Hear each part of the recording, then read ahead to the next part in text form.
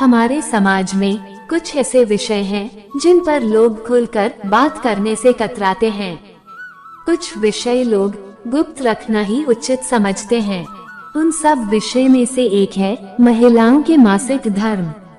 सभी महिलाओं को हर महीने मासिक धर्म से गुजरना होता है। महिलाओं के इस मासिक धर्म को लेकर कई तरह की गलतफहमियां फैली हुई है। जहां आधुनिक चिकित्सा विज्ञान में इसे एक सामान्य प्रक्रिया मानते हैं, वहीं धार्मिक मान्यताओं के अनुसार इसे स्त्री की कमजोरी माना जाता है। कई समाज में तो मासिक धर्म में रहने वाली महिलाओं को अछूत तक करार दे देता है। जहां इस वक्त महिलाओं को सबसे ज्यादा मानसिक और शारीरिक देखभाल की जरूरत होती है, वहीं उल्टा उनके साथ ऐसा व्यवहार किया जाता है जैसे मासिक धर्म कोई लाइलाज बीमारी हो, कोई पाप हो, महिलाओं को मिला कोई श्राप हो। अब सवाल यह है कि क्या वाकई में ये श्राप है, और अगर ये किसी श्राप के कारण ही होता है तो ये श्राप महिलाओं को ही क्यों झेलना पड़ता है। बहुत से लोगों के मन में ये प्रश्न उठता है कि आखिर महिलाओं को क्यों मासिक धर्म की पीड़ा होती है, इसके पीछे क्या कारण है, महिलाओं को मासिक धर्म क्यों होता है। धार्मिक मान्यताओं के अनुसार इसके पीछे का कारण देवताओं के राजा इंद्र द्वारा दिए गए श्राप को माना जाता है। लेकिन देवताओं के राजा इंद्र ने स्त्रियों को वह भयानक श्राप क्यों दिया, आज हम इसी विषय के बारे में बात करने जा रहे हैं। हमारे धर्म ग्रंथों के अनुसार एक बार देवताओं के राजा इंद्र स्वर्ग की राजसभा में बैठे अप्सराओं का नृत्य गीत देख रहे थे। उसी समय इंद्र के सभा में देवगुरु बृहस्पति का आगमन हुआ, परंतु देवगुरु को आते देखकर भी अहंकार के मद में देवराज अपने आसन पर ही बैठे रहे और देवगुरु का स्वागत नहीं किया। इंद्र के व्यवहार से बृहस्पति को अपमानित महसूस हुआ और वे वहां से चले गए।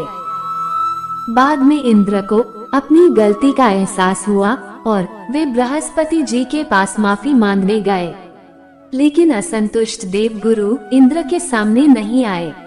गुरुहीन होने पर देवताओं की शक्ति क्षीण होने लगी। इसी बात का फायदा उठाकर दैत्यों ने स्वर्ग पर आक्रमण कर देवताओं को पराजित कर स्वर्ग पर अधिकार कर लिया।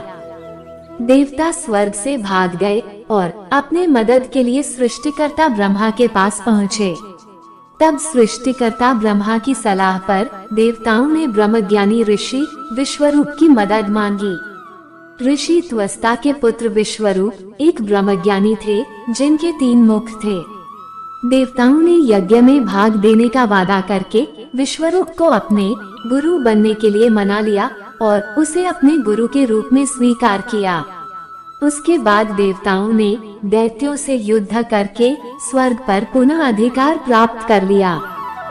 लेकिन बाद में इंद्र को पता चला कि विश्वरूप ने गुप्त रूप से दैत्यों को भी यज्ञ का भाग दे रहे हैं, जिस कारण दैत्यों की ताकत बढ़ती जा रही है। ये बात जानकर इंद्र ने विश्वरूप पर वज्र से प्रहार कर उसे मार डाला। एक ब्रह्म ज्ञानी की हत्या के कारण देवराज इंद्र ब्रह्म हत्या पाप में डूब गए। उस समय ब्रह्म हत्या पाप सबसे बड़ा पाप माना जाता था, जिसका कोई प्रायश्चित ही नहीं था। ब्रह्म हत्या पाप ने ब्रह्म राक्षस का रूप ले लिया और इंद्र का पीछा करने लगा।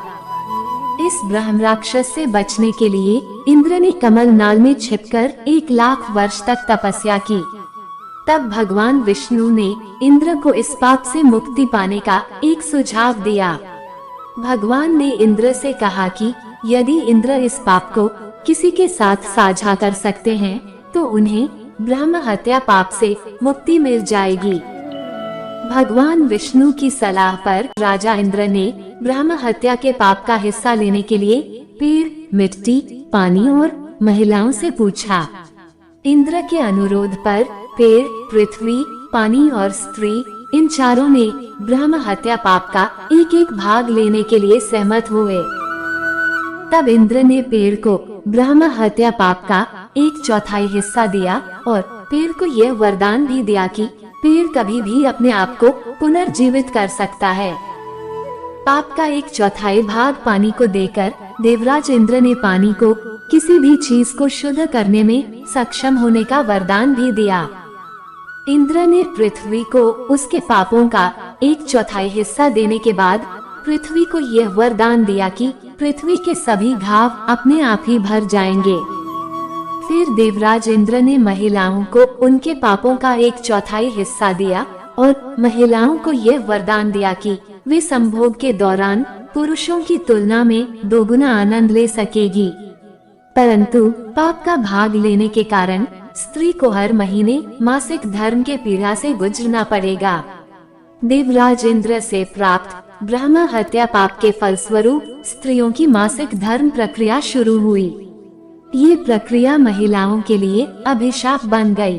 तभी से ब्रह्म हत्या के पाप का फल महिलाओं को मासिक धर्म के पीड़ा के रूप में भुगतना पड़ रहा है। इस प्रकार देवराज इंद्र ने महिलाओं को ब्रह्म हत्या पाप का हिस्सा देने के बाद से ही महिलाएं हर महीने मासिक धर्म की समस्याओं से पीड़ित होने लगे। मित्रों, यही है महिलाओं के मासिक समस्या भुगतने की पीछे की कहानी के बारे में एक संक्षिप्त कथा। आगे अन्य एक नई कथा के साथ फिर मिलने की आशा से और आप सभी के कुशल कामना के साथ आज के लिए विदा लेता हूँ। जय श्री कृष्ण।